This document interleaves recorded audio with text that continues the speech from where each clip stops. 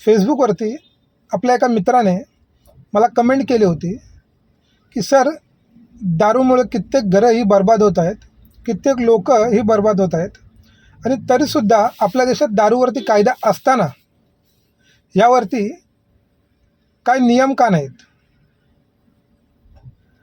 तर माझ्या मित्रांना एक सांगणे आहे की दारूवरती निर्बंध आहेत, नियम आहेत.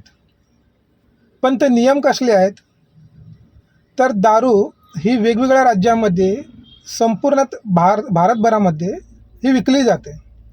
पण वेगवेगळ्या राज्याचे आपले एक वेगवेगळे नियम आहेत.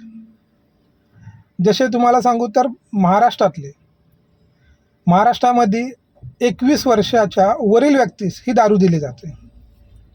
त्यामध्ये दारू विक्रेता व दारू घेणारा या दोघांचंही लायसन असावं लागतं. तर अशा पद्धतीने एक दारू देण्याची एक प्रक्रिया आहे.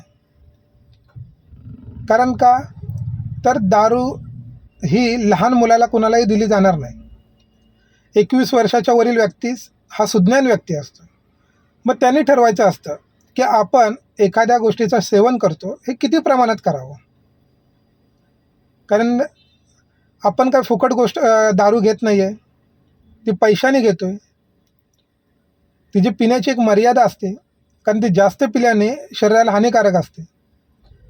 तर मग त्यासाठी आपण स्वतःवरती एक निर्बंध लादले पाहिजेत की आपण किती प्रमाणात दारू प्यायची, किती प्रमाणात नाही. कारण दारू जर व्यक्ती प्रमाणाच्या बाहेर पित असेल तर ह्याला सरकार अथवा कोणीही जबाबदार नाही, तर ती सर्वस्वी ती व्यक्ती जबाबदार आहे. म्हणून दारू ही मर्यादेत पिली तर सर्व गोष्टी व्यवस्थित होऊ शकतात. धन्यवाद.